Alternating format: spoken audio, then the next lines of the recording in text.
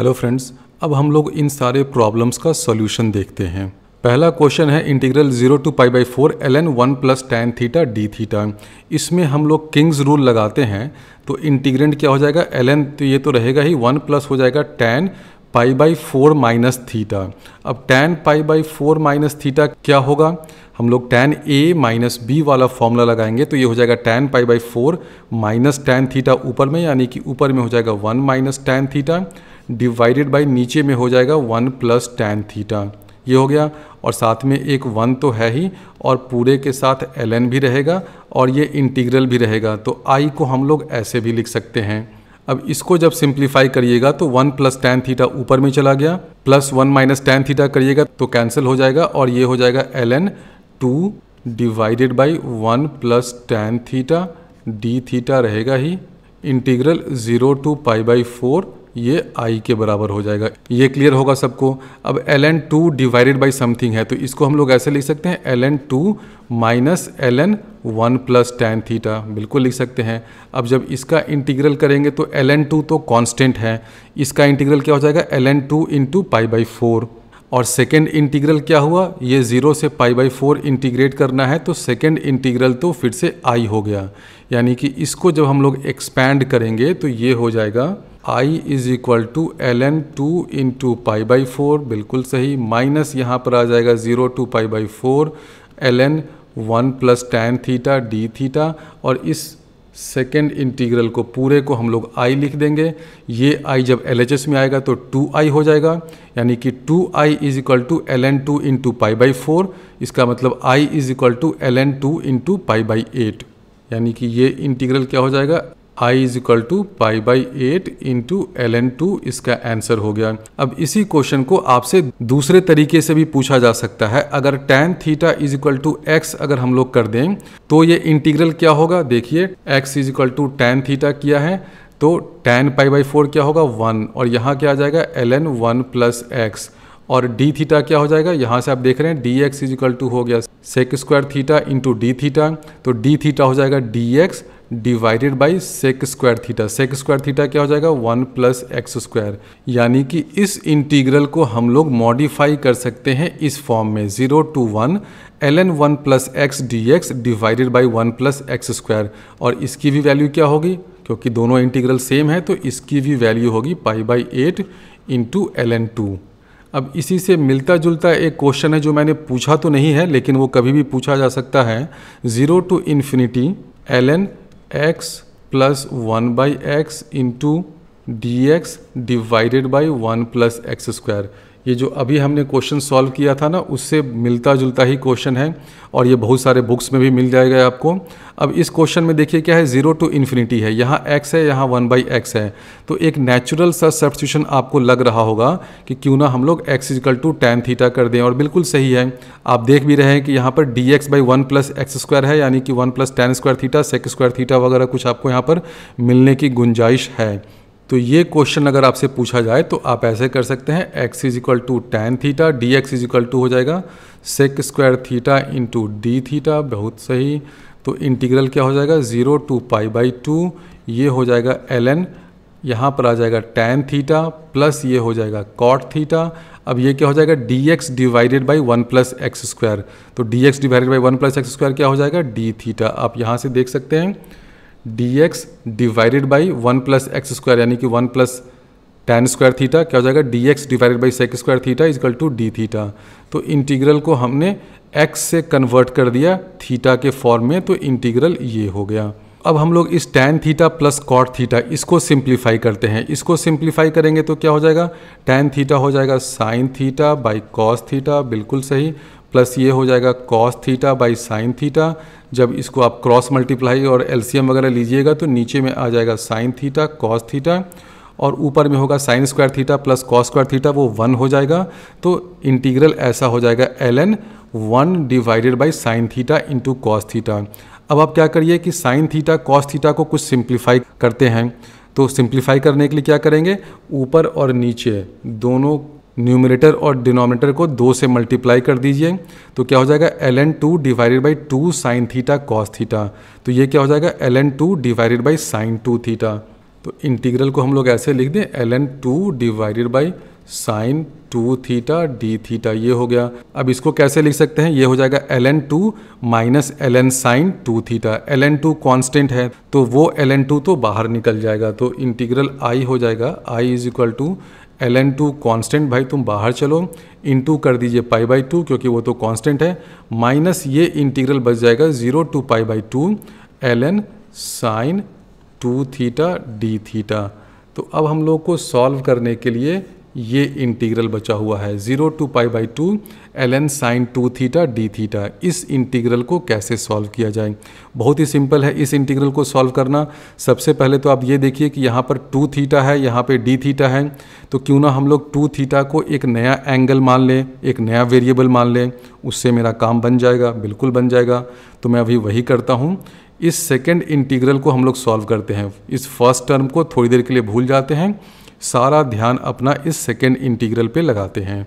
तो इस second integral में अगर हम लोग 2 थीटा इजकल टू फाई कोई नया एंगल लेंगे तो 2 डी थीटा क्या हो जाएगा, ये हो जाएगा डी फाई। तो ये इंटीग्रल कैसा हो जाएगा, अभी माइनस वगैरह भूल जाइए, ये हो जाएगा 0 टू पाई, बिल्कुल सही। यहाँ हो जाएगा ln sine phi into d theta क्या हो जाएगा डी फाई बाई 2, यानी कि डी फाई 1/2 बाहर आ गया। अब ये क्या हो गया, ये तो भाई हो गया ln sine phi D phi 0 to pi. अब इसमें आप क्वींस प्रॉपर्टी लगाइए।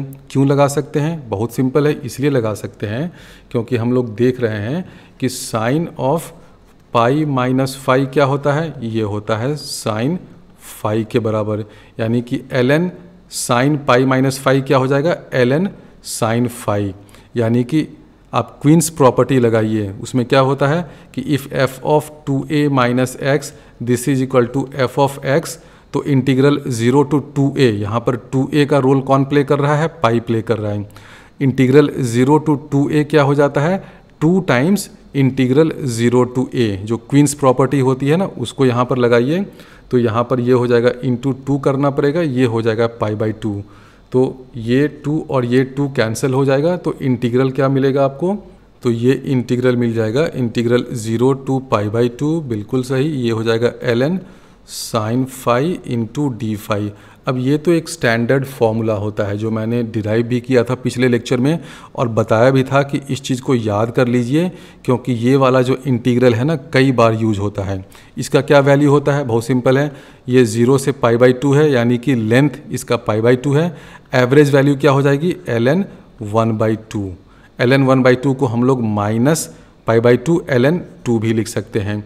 तो ये जो इंटीग्रल है सेकेंड इंटीग्रल, इसकी वैल्यू हो जाएगी माइनस π/2 ln 2। अब ये माइनस और ये माइनस दोनों मिलकर के प्लस हो जाएंगे, तो जो एक्चुअल इंटीग्रल जो हमें कैलकुलेट करना था i, उसकी वैल्यू हो जाएगी i is equal to π/2 ln 2 तो पहले से है, प्लस एक और π/2 ln 2 आपको आ गया, यानी कि आंसर हो गया पाई इंटू ln 2। तो हम लोगों ने फाइंड कर लिया कि इसकी वैल्यू क्या हो गई, पाई ln 2। अब इसी क्वेश्चन को अगर दूसरे तरीके से पूछ लें कि इंटीग्रल 0 टू इन्फिनिटी नहीं करके आपसे पूछ ले कि बताओ तो बच्चों इंटीग्रल 0 टू 1, ये सेम इंटीग्रेंड, इसकी वैल्यू क्या होगी, यानी कि अंदर में सब कुछ सेम रहेगा, ln x plus 1 by x into D x by ये जो है 1 प्लस एक्स स्क्वायर, ये रहेगा ही, लेकिन लिमिट को उसने क्या कर दिया है, 0 से 1 कर दिया है, 0 से इन्फिनिटी नहीं है। तो इस चीज़ को आप कैसे फाइंड करिएगा, बहुत आसान इसका तरीका है। ये जो मेन इंटीग्रल है ये क्या है, 0 से इन्फिनिटी तक है। तो इस मेन इंटीग्रल जो 0 से इन्फिनिटी तक है, इसको हम लोग ऐसे लिख दें 0 टू 1, इंटीग्रेंड में सब कुछ रहेगा ही, प्लस 1 टू इन्फिनिटी, और यहाँ पर क्या हो जाएगा ln x plus 1 by x into D x divided by 1 plus x square. इस फर्स्ट वाले में भी एग्जैक्टली सेम चीज़ रहेगा, बस मैंने लिखा इसलिए नहीं है क्योंकि कम स्पेस है यहाँ पर। तो ये तो स्टैंडर्ड तरीका होता है, 0 से इन्फिनिटी तक आपको इंटीग्रेट करना है, आपने 0 से 1 तक किया, फिर 1 से इन्फिनिटी तक किया। अब इस सेकेंड इंटीग्रल पे ज़रा ध्यान देते हैं कि ये महाशय क्या गुल खिला रहे हैं। मैंने कई बार बताया है कि जब भी आपको 1 टू इन्फिनिटी या 0 टू 1 इस तरह के इंटीग्रल हो ना, तो आप एक सब्स्टिट्यूशन तो ज़रूर ट्राई कर लीजिए। कौन सा सब्स्टिट्यूशन, आप ये वाला सब्स्टिट्यूशन तो जरूर कर लीजिए, x is equal to 1/y, यानी कि उल्टा करके देखिए तो dx क्या हो जाएगा, -1/y² dy हो जाएगा। और लिमिट क्या हो जाएगा, लिमिट देखिए जब x की वैल्यू 1 है तो y की वैल्यू क्या हो जाएगी, 1 हो जाएगी। लेकिन जब x की वैल्यू इन्फिनिटी है तो y की वैल्यू 0 हो जाएगी, यानी कि लिमिट ऑफ इंटीग्रेशन भी 0 से 1 हो जाएगा। अब ये चीज़ क्या है, ln x प्लस 1/x, ये तो सिमेट्रिकल है x और 1/x में। तो इस integrand ln x plus 1/x को अगर हम लोग y के टर्म्स में लिखें तो ये क्या मिल जाएगा आपको, ये ऐसा ही कुछ मिलेगा, ln y प्लस 1/y मिल जाएगा। अब यहाँ पर dx इज इक्वल टू क्या हो जाएगा, -dy/y² हो जाएगा। और ये 1 प्लस x² क्या हो जाएगा, 1 प्लस 1/y² हो जाएगा। ये लिमिट यहाँ से यहाँ हो गया, ये 1 हो जाएगा, ये 0 हो जाएगा। इस माइनस के कारण लिमिट को फिर से पलट दीजिए तो ये माइनस यहाँ से हटेगा और यहाँ 0 और 1 हो जाएगा। तो जो सेकेंड इंटीग्रल है वो 0 to 1 ln y plus 1/y into यहाँ पर देखिए क्या हो जाएगा, 1 प्लस y² हो जाएगा और ये dy तो रहेगा ही। तो जो सेकेंड इंटीग्रल है वो एग्जैक्टली फर्स्ट इंटीग्रल जैसा हो गया, इसके जैसा हो गया। अब सिर्फ यहाँ पर y है तो, लेकिन y तो डमी वेरिएबल होता है, आप हर जगह y को हटा दीजिए, x कर दीजिए, कोई फ़र्क नहीं पड़ता है। यानी कि हमने ये प्रूव कर दिया कि 0 से इन्फिनिटी तक जब हम लोग इंटीग्रेट करते हैं तो इसको हम लोग 2 पार्ट में ब्रेक कर सकते हैं, 0 to 1 प्लस 1 to इन्फिनिटी। और ये दिखा दिया कि 0 से 1 तक का जो इंटीग्रल है वो 1 to इन्फिनिटी तक के इंटीग्रल के वैल्यू के बराबर है। यानी कि अगर आप इसको मान लेते हैं I1 तो ये भी क्या हो जाएगा, सेकेंड इंटीग्रल ये भी हो जाएगा I1। तो अब तो ये क्वेश्चन सॉल्व हो गया ना। आपसे क्या पूछा था, आपसे ये पूछा था कि 0 से 1 तक इंटीग्रल की क्या वैल्यू होगी, उसको अगर हम लोग I1 मानते हैं तो हम लोग क्या लिख सकते हैं, 2I1 is equal to complete integral. तो 2I1 कितना है भाई, पाई ln 2 है, तो I1 क्या हो जाएगा, π/2 ln 2। यानी कि हमने ये प्रूव कर दिया कि ये जो इंटीग्रल है 0 से इन्फिनिटी तक जब ये रहता है तो इसकी टोटल वैल्यू है पाई ln 2, और 0 से 1 और 1 से इन्फिनिटी दोनों इंटरवल ऑफ इंटीग्रेशन में इसकी वैल्यू बराबर है, और दोनों वैल्यू किसके बराबर है, π/2 ln 2 के बराबर है। अब इन्हीं सब कॉन्सेप्ट से रिलेटेड ये क्वेश्चन नंबर 9 है, इसलिए मैं इसको पहले ले रहा हूँ क्योंकि अभी जो मैंने पूरी थियरी बताई है उसी से मिलता जुलता ये क्वेश्चन है। इस क्वेश्चन को भी देखकर आपको बिल्कुल लग जाना चाहिए कि भाई 1 + x² है, 1 + x² है, तो सीधे सीधे क्या करो, सीधे सीधे आप इसमें x = tan θ सब्स्टिट्यूट करो। dx = क्या हो जाएगा, dx = हो जाएगा sec² d θ। लिमिट कहाँ से कहाँ हो जाएगा, ये हो जाएगा 0, ये हो जाएगा π/2, और इंटीग्रल क्या हो जाएगा ln 1 + x², यानी कि 1 + tan² θ, यानी कि क्या हो जाएगा ln sec² θ। और यहाँ पर नीचे में क्या आ जाएगा, sec² θ, और dx क्या हो जाएगा, sec² θ d θ। तो ये sec² और ये sec² कैंसिल हो गया, तो क्या बचा इंटीग्रल में, 2 टाइम्स ln sec θ, क्योंकि ये देखिए ln sec² θ है ना, तो log में होता है ना कि log sec² θ है, तो ये 2 तो बाहर आ जाएगा। तो इंटीग्रल अब हो जाएगा this is equal to 2 times integral 0 to π/2 ln sec θ। अच्छा, ln sec θ को हम लोग ln cos θ के टर्म्स में लिख सकते हैं, बस यहाँ एक माइनस लगा दीजिए तो ये हो जाएगा -2 0 to π/2 ln cos θ d θ। अब ये ln cos θ d θ का इंटीग्रल फ्रॉम लिमिट 0 to π/2 क्या होता है, स्टैंडर्ड फॉर्मूला है जो हमने बताया था ना, 0 to π/2 ln sin θ हो या 0 to π/2 ln cos θ हो, दोनों का इंटीग्रल किसके बराबर होता है, π/2 इंटू ln 1/2 होता है। इस ln 1/2 को आप -ln 2 भी लिख सकते हैं। तो जो टोटल आंसर है वो क्या हो जाएगा, ये हो जाएगा -2 इंटू -π/2 ln 2। तो इस क्वेश्चन का आंसर हो जाएगा, यहाँ से देखिए माइनस माइनस कैंसिल हो गया, पाई ln 2।